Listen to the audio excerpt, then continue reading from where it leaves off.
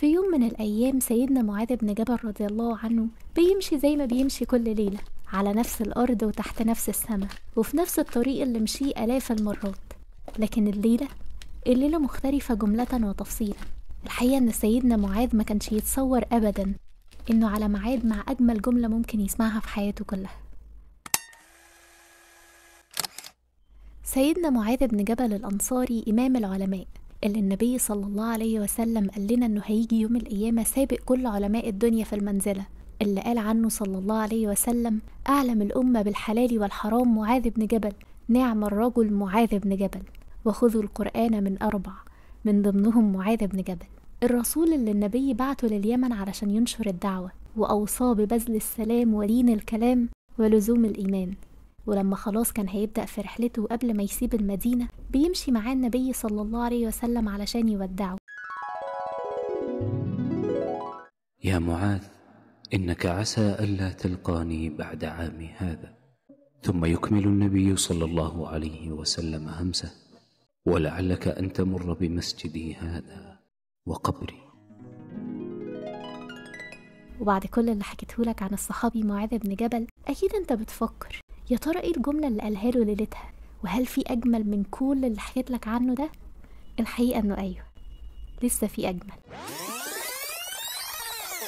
في يوم من الأيام سيدنا معاذ بن جبل رضي الله عنه بيمشي زي ما بيمشي كل ليلة على نفس الأرض وتحت نفس السماء وفي نفس الطريق اللي مشيه آلاف المرات. لكن الليلة مختلفة جملة وتفصيلا.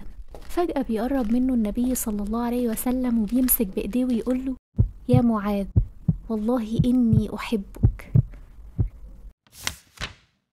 الحقيقة أنا كل مرة بقرأ الحديث ده عقلي مش بيستوعب. يا ترى إيه قيمة الحياة بعد اللحظة دي؟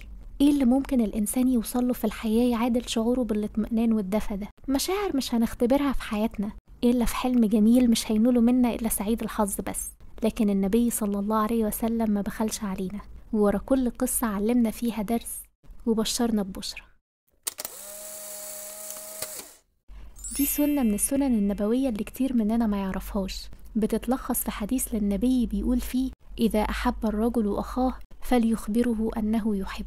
وكأن النبي صلى الله عليه وسلم بيعلمك: غرق حبايبك بفيض المشاعر اللي جواك، دفيهم بمحبتك وما تبخلش أبدا بكلمة هتقولها، لأنك ما تعرفش وقعها عليهم عامل إزاي، ما تعرفش إمتى هيكونوا محتاجين يسمعوك ويشوفوا الحب في عينيك. فخليك دايما سابق بخطوة، خلي كل اللي حواليك ما يفكروش ويحتاروا، لأنك دايما مطمنهم إن الغلاوة ثابتة زي الجذور في الأرض. أما عن البشرة فدي بقى اللي سبتها لك للآخر. بيدخل رجل للنبي صلى الله عليه وسلم ويسأله: يا رسول الله، متى الساعة؟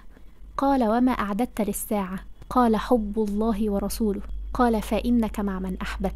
سيدنا أنس اللي بينقل لنا الحديث ده بيقول: فما فرحنا بعد الإسلام فرحا أشد من قول النبي: فإنك مع من أحببت. يكفي بس إنك تحبه بصدق وتمشي على سنته عشان تكون في صحبته في الجنة، حتى لو كان عملك في الدنيا قليل.